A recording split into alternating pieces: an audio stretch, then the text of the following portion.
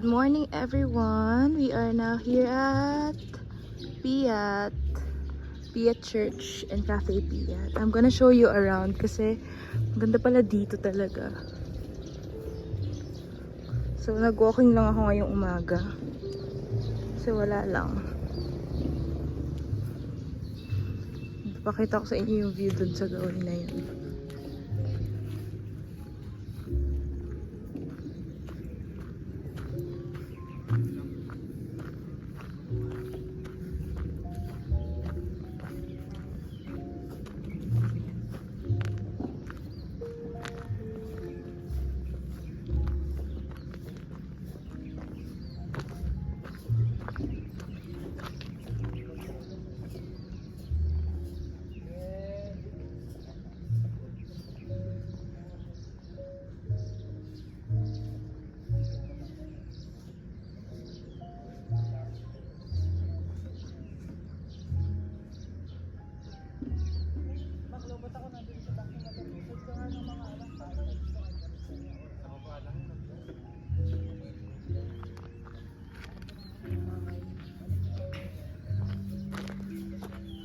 Narinig ko yung mga doon, mga barkada. Naghahanap sila ng kainan. So sana matuloy yung kainan natin sa Basilano para may mga naghahanap na pala ng mga kainan ng ganitong oras. Kasi may mga iba na umaga pa lang nagra-rides na sila sa DRT.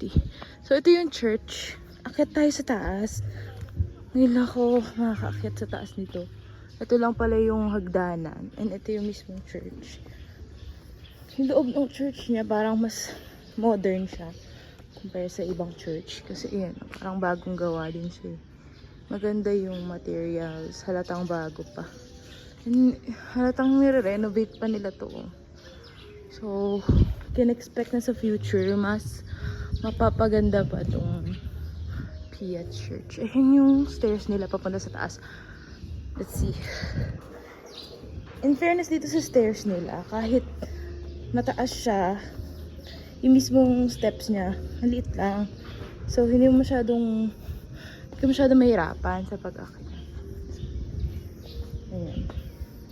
Ito naman yung view mo habang maakyat. Sige. Ayan lang siya.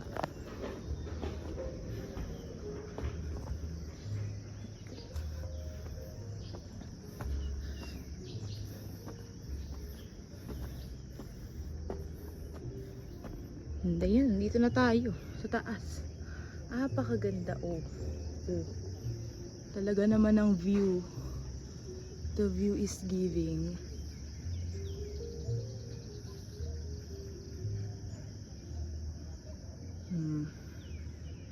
Dalawa yung hagdan niya. Pero ito sarado siya eh. Ayan oh. May gate doon. Nakalagay gate.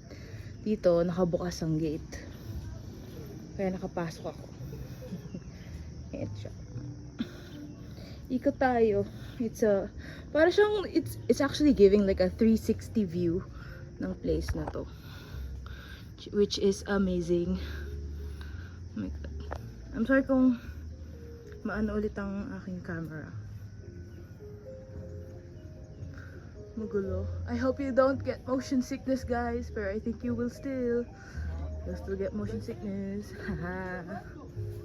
Ito yung view. Ayan. Yun yung Cafe Piat. Sarado pa yung Cafe Piat sa ganitong time. Ganda oh. Oh, pack. Diba?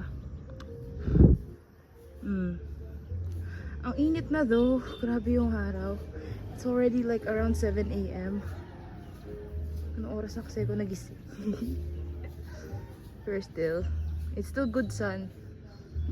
Healthy sun pa yan. Pakita ko lang sa inyo yung view kasi ang ganda. Yun. Lalo na sa part na to, kita-kita mo talaga yung mga bundok. Diyos ko. Pero may mga ganyan kong mga favorite kong view.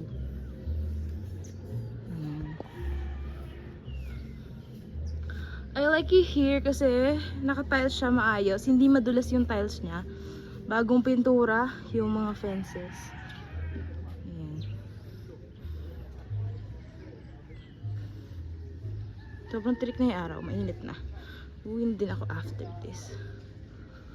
Biglaan lang din talaga to. Diyos ko, nanghiram lang ako ng shoes kay Wawa din.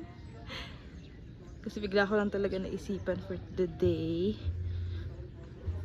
Yan. Ganda ng view dito talaga. Dapat pumunta tayo dito.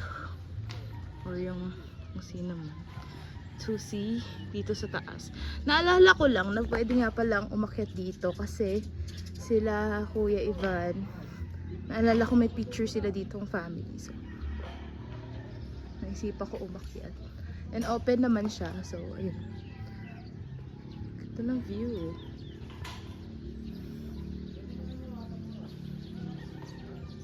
So, in fairness, kahit mainit ngayon, may konting hangin. And yung hangin malamig naman. So, yeah.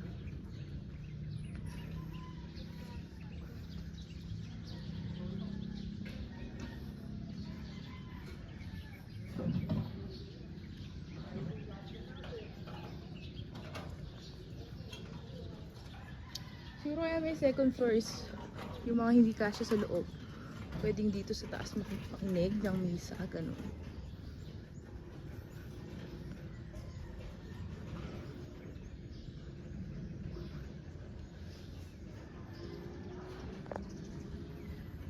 Sorry talaga, ma-shake yung camera ko magalaw. Wala pa ako stabilizer, guys. Wait nyo lang. Ay. Out focus. Wala sa focus. Yan.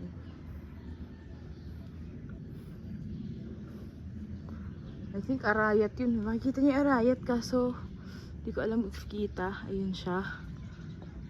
Ma-foggy eh. Yan, Arayat yan.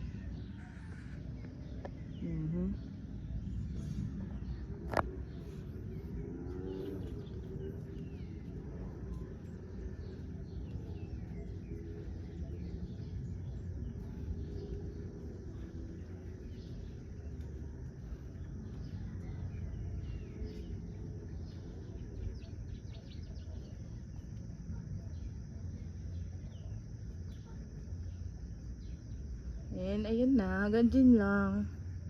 Ito na ulit yung mga stairs. Gandang idea nitong second floor. Kasi it really gives you the 360 view around here sa Piat.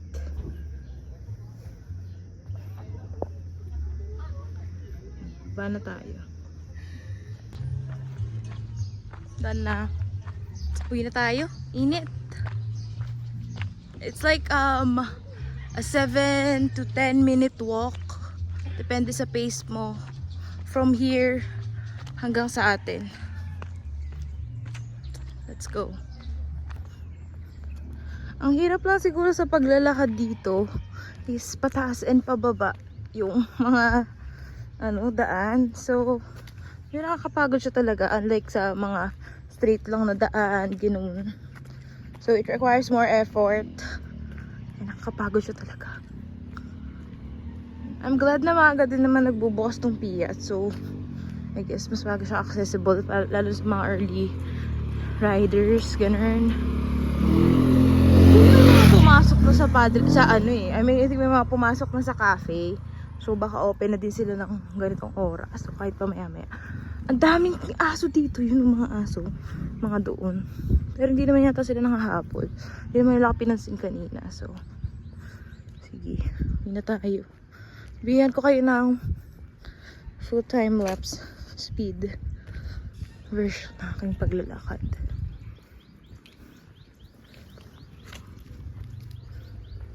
Yun o, daming doggies. Look at them dogs. Hindi ko napaka-wobbly ko. Wobbly ko maglakad. May pababa na kasi to. So, yeah.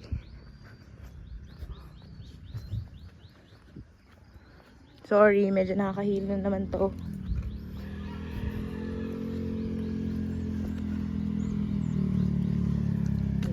Ang cute ng dogs.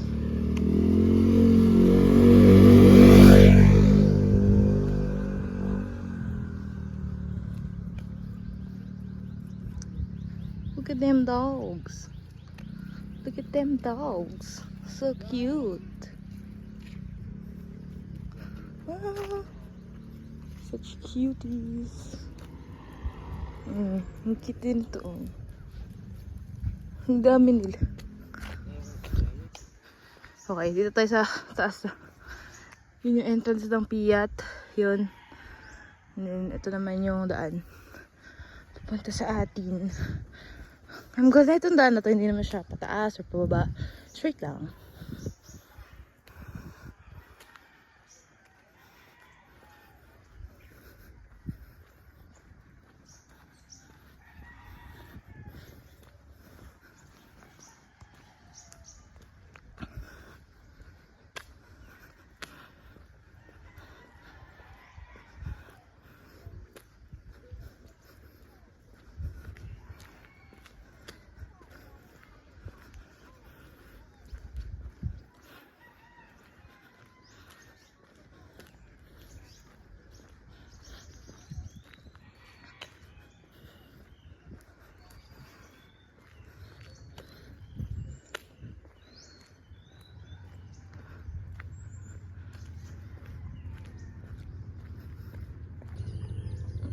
Ayan. From here guys, makikita niyo na ang ating tarpaulin.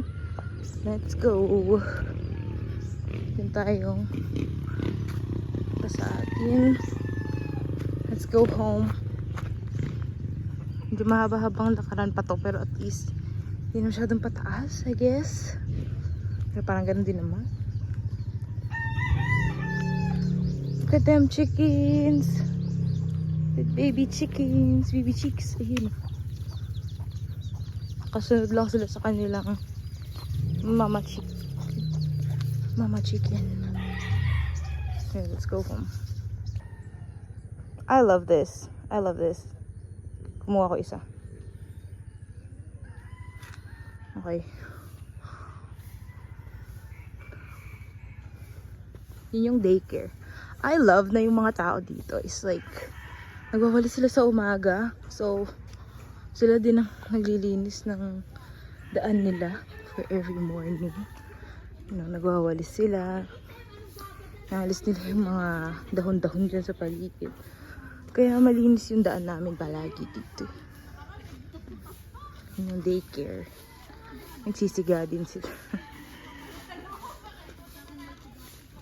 And yes, after a few minutes, we are now home. Here.